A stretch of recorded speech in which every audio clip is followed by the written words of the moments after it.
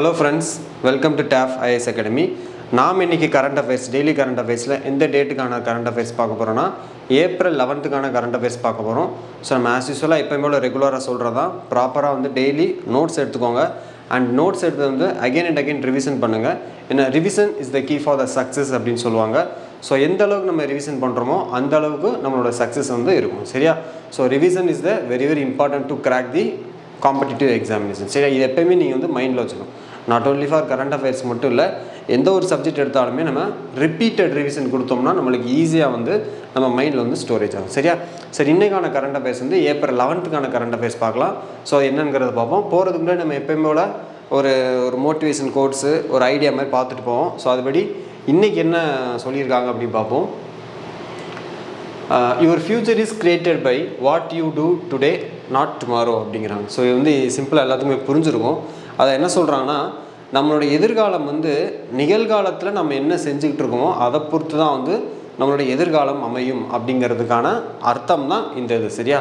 அவர் future, அதாவது your future is created by what you do today. இன்றைக்கி நாம் என்ன பண்ணிகிட்டு இருக்கோமோ அதை பொறுத்து தான் நாளைக்கு நம்மளுடைய எதிர்காலம் அமைய தவிர நாட் டுமாரோ, நாளைக்கு என்ன பண்ண போகிறோம் அப்படிங்கிறத வந்து நாளைக்கு எதிர்காலம் நியமிக்காது. சரியா? இன்றைக்கி வந்து நம்மளுடைய நேரத்தை வந்து ரொம்ப ஆக்கப்பூர்வமாகவும் நம்ம பயனுள்ளதாகவும் நம்ம வந்து யூஸ் பண்ணோம் அப்படின்னா நாளைய நாள் வந்து அதற்கேற்றபடி தான் அதோட ரெஃப்ளெக்ஷன் இருக்கும், அதற்கேற்றபடி தான் அதோட விளைவுகள் இருக்கும். சரியா? அப்போ இப்போ இந்த நேரத்தை நம்ம சரியாக நம்மளுடைய வாழ்க்கை முன்னேற்றத்திற்காக பயன்படுத்துகிறோம் அப்படின்னா அது நம்மளுடைய எதிர்காலத்தில் மிகச்சிறந்த வாய்ப்பை வந்து நம்மளுக்கு தரும். சரியா? ஓகே. ஸோ இன்றைக்கான ஃபஸ்ட் நியூஸ் வந்து என்ன பார்த்தீங்கன்னா, இன்றைக்கி வந்து ஏப்ரல் 11. ஸோ ஏப்ரல் 11 அப்படிங்கும்போது என்ன டே இன்றைக்கி அப்சர்வ் பண்ணுறோம். நம்ம எப்போயுமே ஒரு கரண்ட் அஃபேர்ஸ் எடுத்தோம்னா ஃபஸ்ட்டு நம்ம பார்க்குறது வந்து அன்றைக்கி இம்பார்ட்டன்ட் டே என்ன அப்படிங்கிறத நம்ம பார்ப்போம். சரியா? ஸோ அந்த பேசிஸில் அந்த அடிப்படையில் இன்றைக்கி என்ன நம்ம டே செலிப்ரேட் பண்ணுறோன்னா நேஷ்னல் சேஃப் மதர்ஹுட் டே அப்படிங்கிற ஒரு நாள் வந்து நம்ம செலிப்ரேட் பண்ணுறோம். சரியா? நேஷ்னல் சேஃப் மதர்ஹுட் டே. ஸோ இந்த படத்தை பார்த்தோன்னே கண்டுபிடிச்சிருப்பீங்க. சரி, தமிழ் மீடியம் ஸ்டூடெண்ட்ஸாக இருந்தாலுமே வந்து பார்த்திங்கன்னா இந்த படத்தை பார்த்து கண்டுபிடிச்சிருக்கலாம். என்னென்னா, அதாவது தாய்மார்களுக்கான ஒரு பாதுகாப்பாக இந்த நாளை வந்து நம்ம என்ன பண்ணுறோன்னா கடைபிடிக்கணும். சரியா?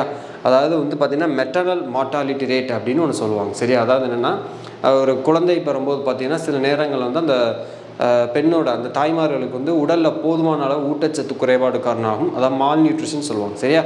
நோய் எதிர்ப்பு சக்தியின் குறைபாடு காரணமாகவும் என்ன ஆகும்னா சில நேரங்களில் வந்து அந்த தாய்க்கு வந்து சில பிரச்சனைகளை கொடுக்க நேரிடும், சில நேரங்களில் அந்த தாய் மரணமடைய நேரிடும், அண்ட் சில நேரங்களில் அந்த குழந்தையும் மரணமடைய நேரிடும். சரியா? இந்த மாதிரிலாம் இல்லாமல் ஸோ எல்லாருமே அந்த ப்ரெக்னெண்ட்டான எல்லாருமே ஒரு நல்லபடியான பாதுகாப்பான வழியில் வந்து அந்த ஒரு ப்ரெக்னென்சி டெலிவரி ஆகணும் அப்படிங்கிறதுக்காக தாய்க்கும் சேய்க்குமான ஒரு போதுமான அளவு ஊட்டச்சத்தை கொடுத்து நல்லபடியாக அவங்களுக்கு வந்து இருக்கணும் அப்படிங்கிறதுக்காக தான் என்ன பண்ணுறாங்கன்னா எவ்ரி இயர் என்ன பண்ணுறாங்கன்னா இந்த நேஷ்னல் சேஃப் மதர்ஹுட் டே அப்படிங்கிறத வந்து நம்ம அப்சர்வ் பண்ணுறோம். சரியா? கடைபிடிக்கிறோம். அதுதான் இங்கே சொல்லியிருக்காங்க. To improve the health and wellbeing of mothers during pregnancy and child birth அப்படிங்கிறாங்க. அதாவது அந்த ப்ரெக்னென்சி அந்த ப்ரெக்னென்ட் டைம்லையும் குழந்தை பெறும்போதும் தாய்க்கும் சரி அந்த சேய்க்கும் சரி மதருக்கும் சரி அந்த சைல்டுக்கும் சரி ஒரு சேஃபான ஒரு என்விரான்மெண்ட், ஒரு பாதுகாப்பான வந்து ஒரு என்விரான்மெண்ட்டும் நல்ல போதிய ஒரு உடல்நலமும் இருக்கிறத வந்து நம்ம உறுதிப்படுத்தணும் அப்படிங்கிறதுக்காக ஒவ்வொரு வருடமும் என்ன பண்ணுறாங்கன்னா இந்த தேசிய லெவலில் நேஷ்னல் சேஃப் மதர்ஹுட் டே வந்து என்ன பண்ணுறோன்னா நம்ம அப்சர்வ் பண்ணுறோம். சரியா? அது என்றைக்கு அப்சர்வ் பண்ணுறோம் அப்படின்னா ஏப்ரல் 11 அப்சர்வ் பண்ணுறோம். ஸோ இதுக்கான தீம் வந்து நம்ம தேடி பார்த்தோம். இது வரைக்கும் வந்து கவர்மெண்ட் சைடில் வந்து தீம் வந்து அவங்க டிக்ளேர் பண்ணலை. சரியா? ஸோ அதனால் தீம் வந்து இன்னும் அவங்க டிக்ளேர் பண்ணதுக்கப்புறம் நம்ம சொல்லிடலாம். ஸோ இப்போதைக்கு நம்ம தெரிஞ்சுக்க வேண்டியது அந்த டே வந்து என்றைக்கு நம்ம கடைபிடிக்கிறோம் அப்படின்னா April 11 கடைபிடிக்கிறோம்.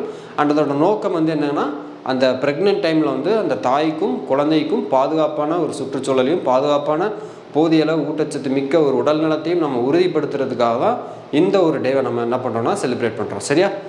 Okay. And second day பார்த்திங்கன்னா வேர்ல்டு வந்து பார்த்திங்கன்னா வேர்ல்டு பார்க்கின்சன்ஸ் டே அப்படின்னு சொல்லுவோம். வேர்ல்டு பார்க்கின்சன்ஸ் டே. இதுவும் இதே ஏப்ரல் 11 தான் நம்ம அப்சர்வ் பண்ணுறோம். முதல்ல பார்க்கின்சன்ஸ்னால் என்ன அப்படின்னா தமிழில் நம்ம வந்து சுருக்கமாக நமக்கு தெரிஞ்ச ஒரு மொழியில் சொல்லணும்னா நடுக்குவாதம் சொல்லணும். சரியா? நடுக்குவாதம் சொல்லலாம், இல்லை உதறுவாதம் அப்படின்னு கூட சொல்லலாம். அதாவது சில பேருக்கு பார்த்திங்கன்னா இது எல்லாத்துக்கும் இருக்கிறது கிடையாது, ரொம்ப அரிதாக இந்த நோய் வந்து இருக்கிறவங்களுக்கு நம்ம சொல்லலாம். சரியா? அதாவது நார்மலாக இருக்கிறவங்களுக்கே பார்த்திங்கன்னா சில நேரங்களில் தேவையில்லாமல் வந்து கை கால்லாம் நடுக்கம் ஏற்படும். சரி, அவங்களால வந்து ஒரு பொருளை வந்து என்ன பண்ண முடியாது, ஈஸியாக வந்து தூக்க முடியாது, அவங்களுடைய கவனம் வந்து இருக்காது. உணவு சாப்பிடும்போது கூட பார்த்திங்கன்னா அவங்களால ஒரு முறையாக வந்து உணவை எடுத்து சாப்பிட முடியாது. அந்த அளவுக்கு வந்து கை நடுக்கங்கள் வந்து அதிகமாக இருக்கும். அண்ட் உடலும் பார்த்திங்கன்னா ரொம்ப அதிகமாக இருக்கும். அந்த மாதிரி உடல் நடுக்கம் இல்லை உதர்வாதம் அப்படிங்கிறது தான் வந்து இந்த பார்க்கின்சன்ஸ் அப்படின்னு சொல்லுவாங்க. இது உலகத்தில் வந்து ரொம்ப அரிதாக காணப்பட்டாலும் இது வந்து ஒரு குறைபாடாக தான் இருக்குது, ஒரு நோயாக தான் இருக்குது. இதுக்கான முழு ட்ரீட்மெண்ட் ஏதாவது இருக்கா அப்படின்னு கேட்டிங்கன்னா முழு ட்ரீட்மெண்ட் வந்து இப்போ வரைக்கும் எந்த அளவுக்கு வந்து இன்னும் கண்டுபிடிக்கப்படலை. ஆனால் சில நடவடிக்கை மூலமாக சில லைஃப் ஸ்டைல் சேஞ்ச் பண்ணிக்கிட்டோம், நம்மளுடைய வாழ்க்கை முறையை மாற்றிக்கிட்டோம் அப்படின்னா ஓரளவுக்கு இது என்ன பண்ணலாம்னா தடுக்கலாம். இதை ஆரம்பத்திலே நாங்கள் கண்டுபிடிச்சிட்டோம் அப்படின்னா ஓரளவுக்கு என்ன பண்ணலாம்னா இது வந்து தடுக்கலாம் அப்படிங்கிறத வந்து என்ன பண்ணுறாங்கன்னா சொல்லலாம். சரியா?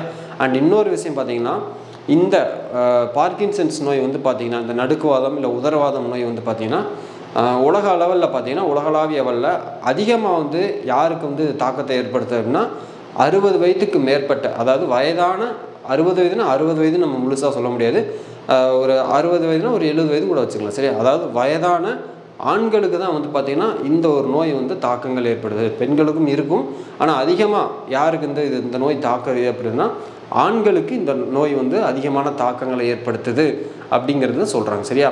இதுக்கு என்ன காரணம், எதுக்காக இந்த ஆண்களுக்கு இந்த நோய் தாக்கங்கள் ஏற்படுது அப்படின்னா ஸோ அந்த ஆண்கள் வந்து செய்யக்கூடிய அந்த வேலைகள் இருக்குது பார்த்தீங்களா, ஒரு தொழிற்சாலைகளை வேலை செய்கிறாங்கன்னா அங்கேருந்து வெளியேறக்கூடிய அந்த நச்சு புகையாக இருக்கலாம், இல்லை நச்சு கழிவுகளாக இருக்கலாம். இந்த மாதிரியான வந்து ஒரு ஆபத்தான ஒரு தொழிலில் ஈடுபடும் போது அதன் மூலமாக வந்து என்ன இந்த மாதிரி நோய் வந்து தாக்குறதுக்கான வாய்ப்பு வந்து அதிகமாக இருக்கும். சரியா? ஸோ இந்த மாதிரி ஒரு ஆபத்தான தொழில்கள் வந்து பெரும்பாலும் ஆண்கள் தான் வந்து செய்வாங்க. சரியா? பெண்கள் வந்து இந்த மாதிரி ஆபத்தான தொழில் செய்கிறது கிடையாது. ஆண்கள் தான் இந்த மாதிரி ஆபத்தான தொழிலில் ஈடுபடும் போது இந்த மாதிரி நோய்கள் வர்றதுக்கும் வாய்ப்புகள் இருக்குது. அப்போ என்ன பண்ணணும், அதுக்கான ப்ராப்பரான ஒரு கவசம், ஒரு ப்ராப்பரான ஒரு சேஃப்டி ட்ரெஸ்ஸோ இல்லை அது தாக்காத மாதிரி இருக்கக்கூடிய ஒரு எக்யூப்மெண்ட்டோ நம்ம போட்டுக்கிட்டு என்ன பண்ணணும்னா அந்த மாதிரி தொழில்களை செய்யணும். சரியா? அதாவது நம்மளை வந்து தற்காத்துக்கிட்டு அந்த மாதிரி தொழிலை செய்யணுங்கிறது தான் இதில் நம்ம தெரிஞ்சுக்க வேண்டிய முக்கியமான விஷயம். ரைட்? அப்போ பார்க்கின்சன்ஸ் நோய், அந்த உலக பார்க்கின்சன்ஸ் தினம் என்றைக்கு நம்ம கடைபிடிக்கிறோம் அப்படின்னா ஏப்ரல் 11ஆம் தேதி. நான் ஏற்கனவே சொன்ன மாதிரி இது உடல் நடுக்குவாதம் அப்படின்னு சொல்லக்கூடியது நியூரோ டீஜெனரேட்டிவ் டிசார்டர் அப்படின்னு சொல்லுவாங்க. சரியா? இது இங்கிலீஷில் வந்து neuro degenerative disorder. Doctor James Parkinson who discovered it in 1817, 1817 பார்த்தீங்கன்னா இந்த ஜேம்ஸ் பார்க்கின்சன் அப்படிங்கிறவர் இந்த ஒரு நோயை கண்டுபிடிச்சதுனால ஸோ அவருடைய பேரே வந்து என்ன பண்ணிட்டாங்க, இந்த நோய்க்கு வந்து வச்சுட்டாங்க, அந்த பார்க்கின்சன்ஸ் நோய் அப்படிங்கிறது வச்சுட்டாங்க. சரியா? அடுத்து வந்து பார்த்தீங்கன்னா TSAT-1A, அதாவது வந்து TSAT-1Aங்கிறது பார்த்தீங்கன்னா இது வந்து முதல்ல ஒரு தனியார் நிறுவனம் அனுப்பின ஒரு சேட்டலைட். சரியா? அது வந்து சர்வேலன்ஸ் சேட்டலைட்னு சொல்லுவாங்க. அதாவது சப்மீட்டர் ரெசல்யூஷன் எர்த் புவி கண்காணிப்பு சேட்டலைட்னு கூட சொல்லுவாங்க. சர்வேலன்ஸ் சேட்டலைட்னு சொல்லலாம், இல்லை இந்த சப்மீட்டர் ரெசல்யூஷன் எர்த் அப்சர்வேஷன் சேட்டலைட்னு கூட சொல்லலாம். லோ எர்த் ஆர்பிட்டில் வந்து இப்போ என்ன பண்ணணும், நிலைநிறுத்த போகிறாங்க. அண்ட் இதை வந்து லான்ச் பண்ணது யாருன்னா ஒரு ப்ரைவேட் செக்டர், கவர்மெண்ட்டு அதை லான்ச் பண்ணலை, ஒரு ப்ரைவேட் செக்டர் என்ன பண்ணியிருக்காங்க, tata advance system limited, tata sons தெரியும் இல்லையா, ஸோ அவங்க என்ன பண்ணியிருக்காங்கன்னா இந்த ஒரு சேட்டலைட் TSAT அப்படிங்கிறத லான்ச் பண்ணியிருக்காங்க. எங்கன்னா நம்ம ஃபால்கான் 9 ராக்கெட், ஸ்பேஸ் எக்ஸோட ஃபால்கான் 9 ராக்கெட், எலான் மஸ்க் நமக்கு தெரியும் இல்லையா, அவருடைய அந்த ஃபால்கான் 9 ராக்கெட்டில் வச்சு என்ன பண்ணியிருக்காங்கன்னா இந்த ஒரு சேட்டலைட் வந்து கென்னடி ஸ்பேஸ் ஸ்டேஷன் ஃப்ளோரிடாவில் இருக்குது பார்த்தீங்களா, அங்கேருந்து என்ன பண்ணியிருக்காங்கன்னா லான்ச் பண்ணியிருக்காங்க. சரியா? இது வந்து ப்ரைவேட் செக்டர் முதல்ல இந்த இதை லான்ச் பண்ணியிருக்காங்க அப்படிங்கிறனால நியூஸில் இருக்குது. And it is one of the 11 satellites launch as a part of the bandwagon mission. இந்த எலான் மஸ்கோட இந்த ஃபால்கான் 9 ராக்கெட், ஸ்பேஸ் எக்ஸ் ராக்கெட்டோ அந்த பேண்ட்வாகன் மிஷனோட ஒன் ஆஃப் தி சேட்டலைட் தான் வந்து என்னென்னா இந்த TSAT. ஓகேவா? ஸோ அதான் இங்கே சொல்கிறாங்க. ஸோ நம்ம தெரிஞ்சுக்க வேண்டிய சிம்பிளாக பார்த்தீங்கன்னா TSAT-1A அப்படிங்கிறது பார்த்தீங்கன்னா இது வந்து ஒரு சர்வேலன்ஸ் சேட்டலைட். சிம்பிளாக சொல்லணும்னா ஒரு சர்வேலன்ஸ் சேட்டலைட், இல்லை அப்படின்னா வேறு எப்படி சொல்லலாம்னா submeter resolution earth observation satellite கூட நம்ம சொல்லலாம். சரியா? இதை லான்ச் பண்ணது வந்து யார் அப்படின்னா tata advance systems limited, TASL கூட சொல்லுவோம். எதில் லான்ச் பண்ணாங்க அப்படின்னா நம்ம இந்தியாவிலேருந்து லான்ச் பண்ணல, அது நீங்கள் நல்லா தெரிஞ்சுக்கணும். கென்னடி ஸ்பேஸ் சென்டர் ஃப்ளோரிடாவில் இருக்கக்கூடிய space X Falcon 9 rocket Elon மஸ்கோடது, அதுலேருந்து என்ன பண்ணியிருக்காங்கன்னா இந்த ஒரு ராக்கெட் சேட்டலைட் வந்து லான்ச் பண்ணியிருக்காங்க. சரியா? And it is the one of the launch satellite. இந்த பேண்ட்வாகன் 1 மிஷனில் வந்து மொத்தம் 11 சேட்டலைட், அதில் ஒன் ஆஃப் தி சேட்டலைட் தான் என்னென்னா இந்த TSAT-1. ஓகேயா? ஓகே. ஸோ நெக்ஸ்ட் வந்து பார்த்தீங்கன்னா ஜக்ஜித் பவாடியா. ஸோ இவங்க எதனால் இவங்க நியூஸில் இருக்காங்க அப்படின்னு பார்த்தோம் அப்படின்னா இன்டர்நேஷ்னல் நார்கட்டிக்ஸ் கண்ட்ரோல் போர்டு அப்படின்னு சொல்லக்கூடிய அந்த இதில் வந்து பார்த்திங்கன்னா இவங்களை மறுபடியும் வந்து மெம்பராக வந்து என்ன பண்ணியிருக்காங்கன்னா ரீஎலெக்ட் பண்ணியிருக்காங்க. சரியா? ஆல்ரெடி இவங்க இதில் மெம்பராக தான் இருந்தாங்க. இப்போ மறுபடியும் என்ன பண்ணியிருக்காங்க அப்படின்னா இவங்களே வந்து உறுப்பினராக வந்து அதில் தேர்ந்தெடுத்திருக்காங்க. அடுத்த 5 ஆண்டுகளுக்கு 2025லேருந்து 2030 வரைக்கும் என்ன பண்ண போகிறாங்கன்னா இவங்க தான் அதில் மெம்பராக இருக்க போகிறாங்க. சரியா? இந்த இன்டர்நேஷ்னல் நார்கோட்டிக்ஸ் கண்ட்ரோல் போர்டு வந்து இவங்களோட முக்கியமான வேலை என்ன அப்படின்னா, நம்ம தெரியும் நார்கோட்டிக்ஸ் அப்படின்னாலே ஒரு ட்ரக் அப்படின்னு சொல்லுவோம். ட்ரக்னா என்னன்னா இந்த இடத்துல நம்ம தெரிஞ்சுக்க வேண்டியது மெடிசின்ஸில் யூஸ் பண்ணக்கூடிய ட்ரக் தான். சரியா? ஸோ அந்த மாதிரி ட்ரக்கை வந்து ப்ராப்பராக வந்து நல்ல விஷயங்களுக்கு பயன்படுத்தப்படுதா, அதை வந்து தவறான வழியில் பயன்படுத்துறது வந்து தடுக்கிறது இவங்களோட முக்கியமான பணி. சரியா? அது வந்து டெரரிஸ்ட் கையில் போயிடக்கூடாது, இல்லை இல்லிசிக் ட்ரக் டிராஃபிக்கிங் சொல்லுவாங்க, அந்த மாதிரி எதுவும் போயிடாமல் அதை வந்து ப்ராப்பராக ஒரு நல்ல விஷயங்களுக்கு மட்டும் மருந்து தயாரிக்கிறதுக்கு மட்டுமே அதை பயன்படுத்தணும் அப்படிங்கிறதுல வந்து இவங்களுடைய பணி வந்து ரொம்ப முக்கியமானது. அதை சர்வைலன்ஸ் பண்ணுறது தான் வந்து இவங்களோட முக்கியமான ரோல். சரியா? அதை தான் வந்து இன்டர்நேஷ்னல் நார்கோட்டிக்ஸ் கண்ட்ரோல் போர்டு அப்படின்னு நம்ம சொல்லுவோம். சரியா? அதில் வந்து இந்த ஜக்ஜித் பவானி வந்து ஆல்ரெடி ஷிவாசி மெம்பராக தான் இருந்தாங்க. இப்போ மறுபடியும் என்ன பண்ணியிருக்காங்கன்னா 2025லேருந்து 2030 வரைக்கும் again she was elected as the member of this international drug control board. ஓகேவா? ஓகே. அண்ட் இவங்க வந்து பார்த்தீங்கன்னா ஒரு 1979 பேட்ச் ஐஆர்எஸ் ஆஃபீஸர். அண்ட் இந்த ஐஎன்சிபி வந்து எப்போ எஸ்டாப்ளிஷ் பண்ணாங்கன்னா 1968 வந்து தொடங்கப்பட்டது. சரியா? ஓகே. அண்ட் ஹரீந்திர சிங், இந்த ஹரீந்திர சிங் பார்த்தீங்கன்னா இந்தியன் விமென்ஸ் ஹாக்கி டீமோட கோச்சாக வந்து என்ன பண்ணப்பட்டிருக்காங்கன்னா இவர் வந்து அப்பாயின்ட் பண்ணியிருக்காங்க. இவர் ஆல்ரெடி வந்து கோச்சாக தான் இருந்தார். தென் அதுக்கப்புறம் வந்து பார்த்தீங்கன்னா ஒரு ஃபாரினரை, அதாவது ஜென்னகி ஸ்கோப்பன், இவர் வந்து டச் ஹாக்கி பிளேயர்.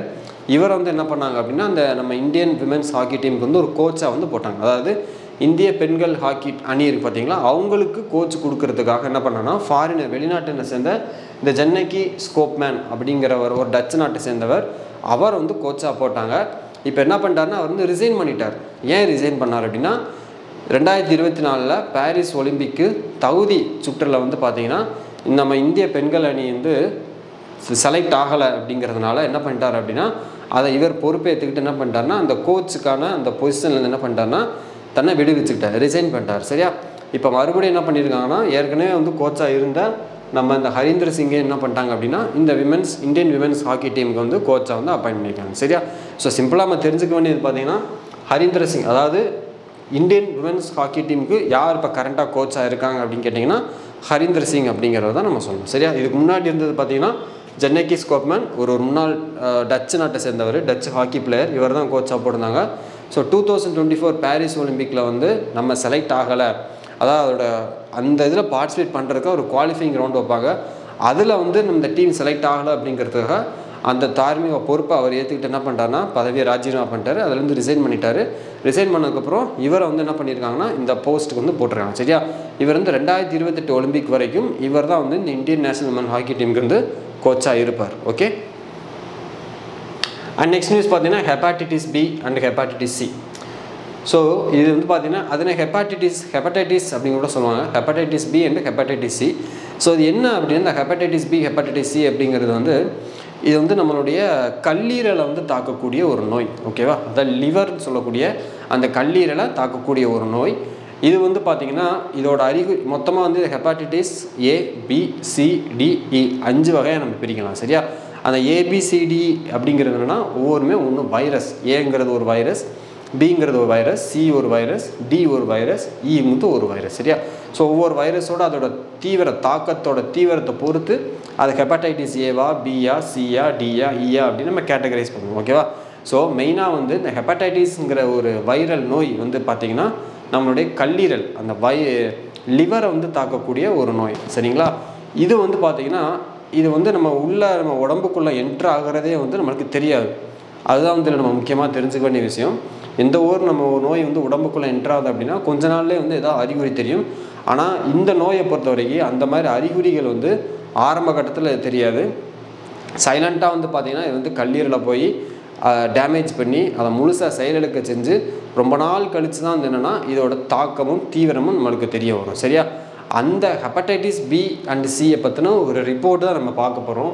என்ன அப்படின்னா இந்தியா வந்து second highest number of cases after China அப்படிங்கிறாங்க இந்த ரிப்போர்ட்டில். ரொம்பவே வந்து கொஞ்சம் விழிப்புணர்வோடு இருக்க வேண்டிய ஒரு விஷயம். சரியா? ஸோ உலகத்திலே வந்து பார்த்திங்கன்னா முதல் இடத்துல இந்த ஹெப்படைட்டிஸ் பிங்கிறதுனால hepatitis B and hepatitis C இந்த நோயினால் தாக்கப்பட்டதில் அதிகமாக எந்த நாட்டு மக்கள் இருக்காங்க அப்படின்னு பார்த்தோம்னா சைனா அப்படிங்கிறது தான் ஃபஸ்ட் பிளேஸில் இருக்காங்க. அதுக்கு அடுத்தபடியாக யார் இருக்காங்கன்னா நம்ம இந்தியாவில் வந்து இருக்காங்க. சரியா, அதான் இங்கே சொல்கிறாங்க. Globally 254 million people with hepatitis B. Hepatitis பினால் அந்த நோயினால் தாக்கப்பட்ட மக்கள் வந்து 254 மில்லியன் மக்களும், அண்ட் ஹெப்படைட்டிஸ் சினால் தாக்கப்பட்ட மக்கள் 50 மில்லியன் மக்களும் இருக்காங்க. சரியா, இது வந்து இந்த ஹெப்படைட்டிஸ் ரிப்போர்ட் வேர்ல்டு ஹெல்த் உலக சுகாதார நிறுவனம் வந்து 2024 என்ன பண்ணியிருக்காங்கன்னா ஒரு ரிப்போர்ட் ரிலீஸ் பண்ணியிருக்காங்க. குளோபல் ஹெப்படைட்டிஸ் ரிப்போர்ட் ரிலீஸ் பண்ணியிருக்காங்க.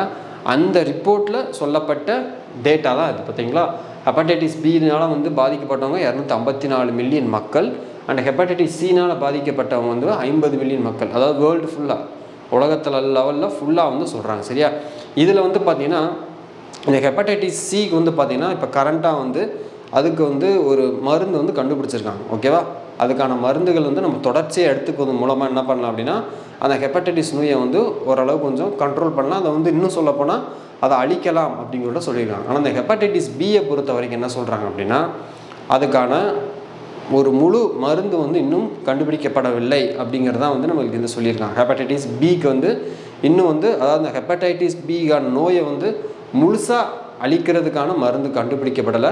பட் அதுக்கு ஒரு சில ட்ரீட்மெண்ட் இருக்குது, அது பண்ணோம் அப்படின்னா ஓரளவுக்கு இதை கட்டுப்படுத்தலாம் அப்படிங்கிறாங்க. சரியா, அண்ட் அப்படி இல்லை அப்படின்னா என்ன பண்ணலாம், முழுசாக அந்த கல்லீரலே எடுத்துகிட்டு வேற ஒரு புதுசாக கல்லீரல் வைக்கிறது மூலமாக நம்மளை தற்காத்து கொள்ளலாம் அப்படிங்கிறாங்க இந்த ஹெப்படைட்டிஸ் பி. அப்போ இருக்கிறதுல ரொம்ப சிவியரான ஒரு டிசீஸ் எப்படின்னு கேட்டிங்கன்னா இந்த ஹெப்படைட்டிஸ் பி அப்படிங்கிறது ரொம்ப சிவியரானது when compared to hepatitis C அப்படிங்கிறா.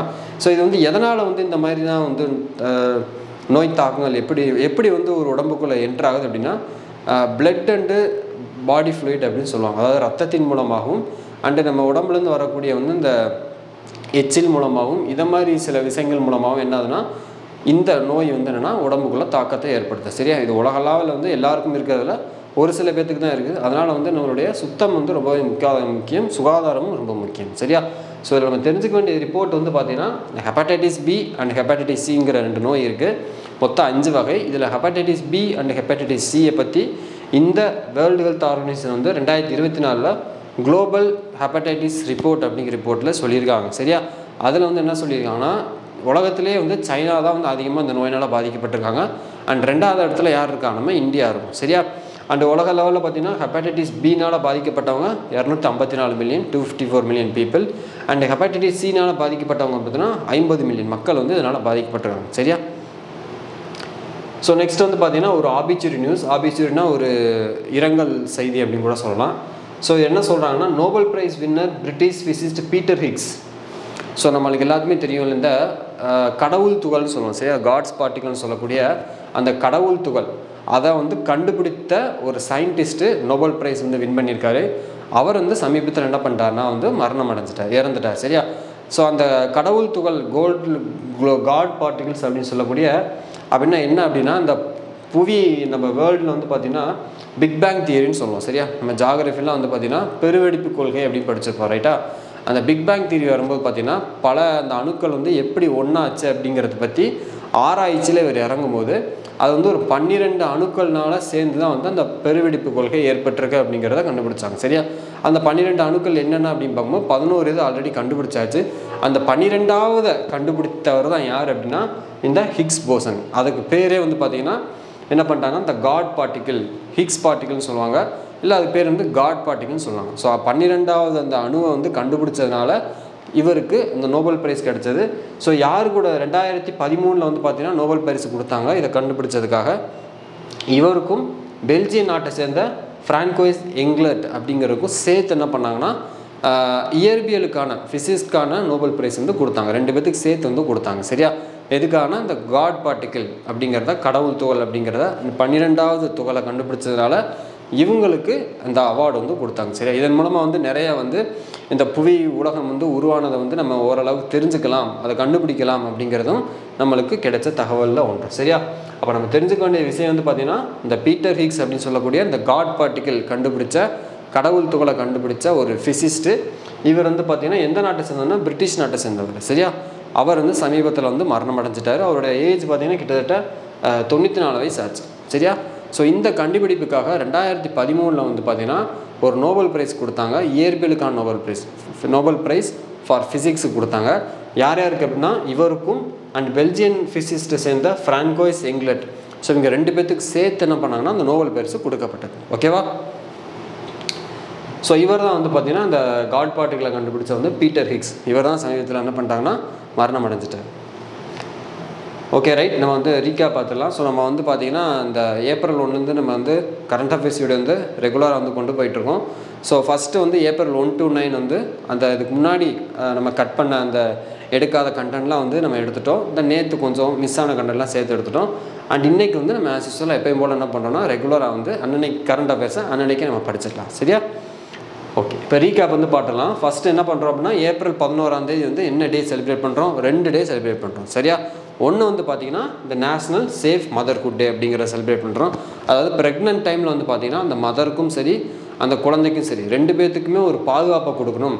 குழந்தை பெற்றதுக்கு அப்புறமும் பார்த்திங்கன்னா இல்லை குழந்தை பெறும்போதும் பார்த்திங்கன்னா தாய்க்கும் சேய்க்கும் எந்தவித ஆபத்து இல்லாமல் நல்லபடியாக இருக்கணுங்கிறதுக்காக என்ன பண்ணுறோன்னா ஒவ்வொரு ஆண்டும் எவ்ரி இயர் ஏப்ரல் 11 என்ன பண்ணுறோன்னா இந்த நேஷ்னல் சேஃப் மதர்ஹுட் டே வந்து நம்ம என்ன பண்ணுறோன்னா அனுசரிக்கணும், அப்சர்வ் பண்ணுறோம். சரியா?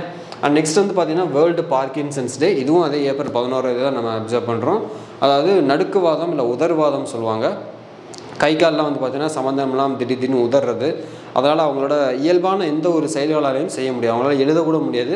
இன்னும் சொல்லப்போனால் அவங்களால சாப்பிட கூட முடியாது. யாராவது வந்து ஊட்டி விட்டால் தான் உண்டு. சரியா? அந்த மாதிரி நோயினால் பாதிக்கப்பட்டவங்களுக்காக ஒரு விழிப்புணர்வை ஏற்படுத்தணுங்கிறதுக்காக எவ்ரி இயர் என்ன பண்ணோன்னா ஏப்ரல் 11 இந்த உலக பார்க்கின்சன்ஸ் தினம் அப்சர்வ் பண்ணுறோம். இது 1817 வந்து பார்த்திங்கன்னா டாக்டர் ஜேம்ஸ் பார்க்கின்சன் அப்படிங்கிறவர் தான் என்ன பண்ணார் இந்த முதல்ல கண்டுபிடிச்சார். இப்படி ஒரு நோய் இருக்குங்கிறத 1817 தான் என்ன பண்ணார்னா கண்டுபிடிச்சார். இது வந்து ஒரு நியூரோ டீஜெனரேட்டிவ் டிசார்டர் அப்படிங்கிறத சொல்லலாம். சரியா? நெக்ஸ்ட் வந்து பார்த்திங்கன்னா TSAT-1A அதாவது டாட்டா அட்வான்ஸ் சிஸ்டம்ஸ் லிமிடெட் என்ன பண்ணியிருக்காங்கன்னா சமீபத்தில் வந்து ஒரு சேட்டலைட் வந்து லான்ச் பண்ணியிருக்காங்க. கென்னடி ஸ்பேஸ் சென்டர் அந்த ஃப்ளோரிடாவில் இருக்கக்கூடிய நம்ம ஒரு SpaceX ஃபால்கன் 9 ராக்கெட்லேருந்து என்ன பண்ணியிருக்காங்கன்னா இந்த ஒரு சேட்டலைட் தான் லான்ச் பண்ணியிருக்காங்க. இது வந்து பார்த்திங்கன்னா இந்த பேண்ட்வாகன் மிஷன் அதில் வந்து பார்த்திங்கன்னா மொத்தம் 11 சேட்டலைட். அதில் ஒன் ஆஃப் தி சேட்டலைட் தான் பார்த்திங்கன்னா இந்த TSAT-1 அப்படிங்கிற சேட்டலைட். சரியா? ஸோ இதை வந்து பார்த்திங்கன்னா நம்ம சர்வைலன்ஸ் சேட்டலைட் சிம்பிளாக சொல்லலாம். இல்லை அப்படின்னா submeter resolution earth observation satellite அப்படின்னு கூட சொல்லலாம். சரியா? அண்ட் நெக்ஸ்ட் நியூஸ் பார்த்தீங்கன்னா ஜக்ஜித் பவாடியா. ஸோ ரீசெண்டாக வந்து பார்த்திங்கன்னா இன்டர்நேஷ்னல் நார்கட்டிக்ஸ் கண்ட்ரோல் போர்டோட ஒரு மெம்பராக வந்து இவர் மறுபடியும் என்ன பண்ணியிருக்காங்கன்னா அடுத்த 5 ஆண்டுக்கு அடுத்த 5 வருஷத்துக்கு மறுபடியும் இவரே வந்து என்ன பண்ணியிருக்காங்கன்னா மெம்பராக வந்து அப்பாயின்ட் பண்ணியிருக்கார். ஆல்ரெடி மெம்பராக தான் இவர் இருந்தாங்க. She was a lady. மறுபடியும் என்ன பண்ணியிருக்காங்கன்னா இவரே வந்து மெம்பராக வந்து அப்பாயின்ட் பண்ணியிருக்காங்க. இவங்க வந்து 1979 பேட்ச் IRS ஆஃபீஸர். இவரோட தலைமையிடம் இவரோட எப்போ எஸ்டாப்ளிஷ் பண்ணாங்கன்னா 1968 எஸ்டாப்ளிஷ் பண்ணாங்க. இவங்களோட முக்கியமான ரோல் என்ன? இந்த INCB இன்டர்நேஷ்னல் நார்கோட்டிக்ஸ் கண்ட்ரோல் போர்டோட முக்கியமான ரோல் பார்த்தீங்கன்னா இந்த மருந்துகளில் பயன்படுத்தி இந்த ட்ரக்லாம் வந்து ஒரு நல்ல வழியில் இல்லீகலாக பயன்படுத்தப்படாமல் ஒரு மருந்து தயாரிப்பதற்கு மட்டும் பயன்படுத்துகிறத உறுதிப்படுத்துறது தான் இவங்களோட முக்கியமான ரோல். சரியா? அண்ட் ஹரேந்திர சிங் பார்த்தீங்கன்னா நம்ம இந்தியன் விமென்ஸ் ஹாக்கி டீமுக்கு வந்து பார்த்திங்கன்னா ஒரு கோச்சாக வந்து அப்பாயின்ட் பண்ணியிருக்காங்க. ஆல்ரெடி இவர் இருந்தவர் தான். அதுக்கப்புறம் வந்து பார்த்திங்கன்னா ரீசெண்டாக வந்து கொஞ்ச நாளைக்கு முன்னாடி பார்த்திங்கன்னா ஜெனகி ஸ்கோப்மேன் இவர் வந்து டச்சு நாட்டை சேர்ந்தவர். இவர் ஒரு ஹாக்கி பிளேயர், ஃபேமஸான ஹாக்கி பிளேயர். இவரை வந்து என்ன பண்ணிட்டாங்கன்னா நம்ம இந்தியன் விமென்ஸ் ஹாக்கி டீமுக்கு வந்து ஒரு கோச்சாக வந்து அப்பாயின்ட் பண்ணாங்க. பட் இப்போ ரீசெண்டாக அவர் ரிசைன் பண்ணிட்டார். எதுக்கு அப்படின்னா 2024 இந்த வருஷம் பாரிஸ் ஒலிம்பிக்கில் வந்து நம்ம செலக்ட் ஆகலை.